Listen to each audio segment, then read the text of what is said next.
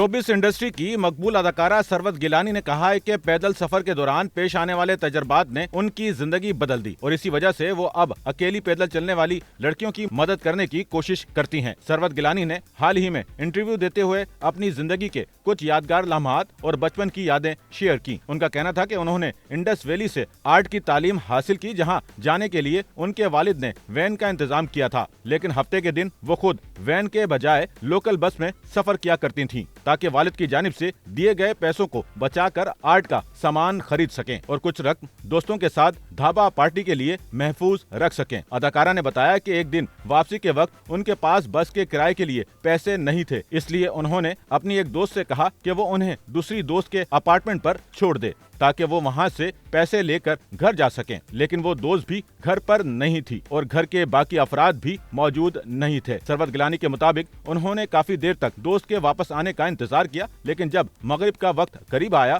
तो उन्हें एहसास हुआ कि अगर अंधेरा हो गया तो वो घर कैसे पहुंचेंगी, क्योंकि उस वक्त मोबाइल फोन्स भी दस्तयाब नहीं थे। अदाकारा ने बताया कि इसलिए उन्होंने फैसला किया कि वो पैदल घर जाएंगी और एक हाथ में बैग, दूसरे में कैमरा और ट्राइपॉड पकड़कर घर की तरफ निकल पड़ी। उनका कहना था कि आशियाना से डिफेंस व्यू के नजदीक अपने घर तक का रास्ता तय करने के दौरान उनके साथ कई वाकयात पेश आए। एक साइकिल पर सवार शख्स ने उन्हें छेड़ा और घर छोड़ने की पेशकश की, जिसे उन्होंने रद्द कर दिया। इसी दौरान एक शख्स टायर ठीक कर रहा था, उसने भी मदद की पेशकश की, लेकिन अदाकारा ने इनकार कर दिया। उन्होंने बताया कि जब वो अपने घर के करीब पहुंची तो अपनी बहन की गाड़ी देखकर थोड़ी पुरसुकून हुई, लेकिन बहन बातों में मसरूफ उन्हें देखे बगैर आगे निकल गई, जिस पर उनकी आंखों से आंसू निकल आए। सरवत गिलानी ने मजीद कहा कि ये वाकया उन्हें आज भी याद है और उसके बाद से वो हमेशा सफर के दौरान अकेले पैदल चलने वाली लड़कियों की मदद करने की कोशिश करती हैं।